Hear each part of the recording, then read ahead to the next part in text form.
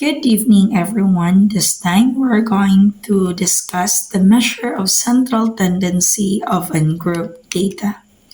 Remember that measure of central tendency are members that represent the center of the set of data.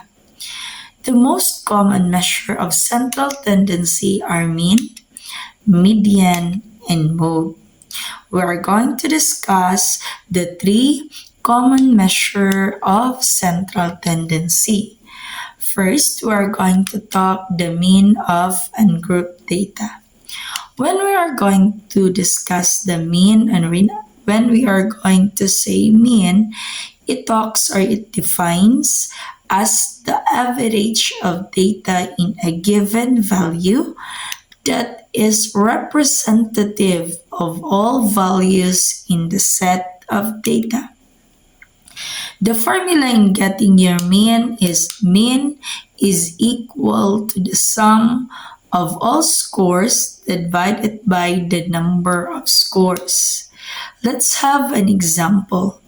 We have here an example of the list of scores of 8 students who take 5-item quiz.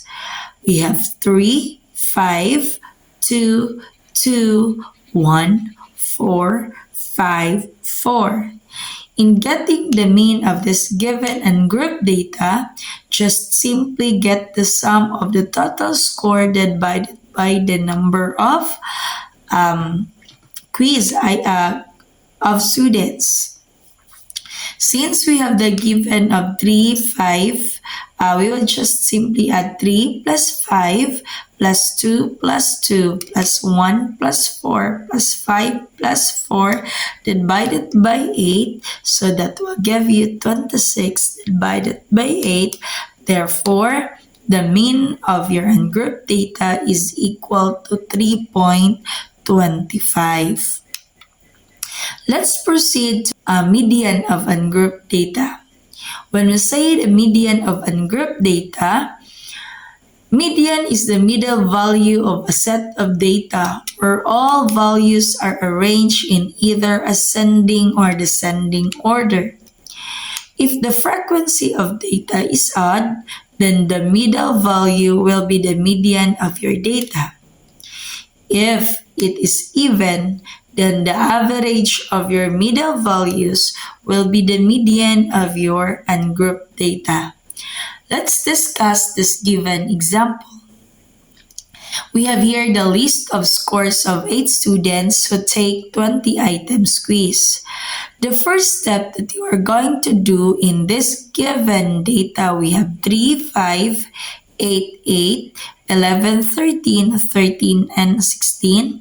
The first step is to arrange it from the highest to lowest or lowest to highest. In this given example, I arrange it from lowest score to your highest score. So we have 3, 5, 8, 8, 11, 13, 13, 16. Since it is even, therefore you are going to get the average of your middle score, which is 8 plus 11 divided by 2. So the median of your ungrouped data is 9.5. This time, we're going to talk about add the list of scores of 7 students who take 20 items quiz. We have 3, 5, 8, 8, 11, 13, and 13.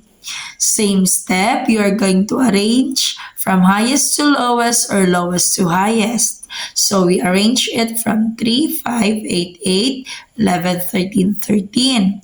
So the middle score is 8, therefore your median is equal to 8. Let's proceed to mode. Mode of ungrouped data. When we say mode of ungrouped data, mode is the value in a series which occurs most frequency or which has a greatest frequency. In this given example, we have the list of scores of 8 students who take 20 items quiz. We have 3, 5, 8, 10, 11, 13, 14, and 16. So just simply look look at into the data. If there is a repeated value, then it would be a mode. Since we don't have a repeated value, therefore we don't have a mode in this given example. Another example here, if we have 3, 5, 8, 8, 11, 13, and 16. If you can see, we have 8, 2, 8 here. Therefore, your mode is 1. That is equal to 8. Since 8 is a repeated value in this given example. Let's proceed to another example. If you have 1, 3, 3, 3, 5, 6, 6, 9, 9, 9. So if you can see, we have 3, 3, and we have 9, 3, 9. Since highest frequency is 9 and 3, since they are 3, therefore your mode is equal to 3 and 9. 6 is not included since it is only 2. Hope you learned something regarding on my discussion. If you learned something, please subscribe and follow. Don't forget to like. And if you can share, you can also share this one. If you have comments and questions, you can write down on my comment section. Thank you and good evening, everyone.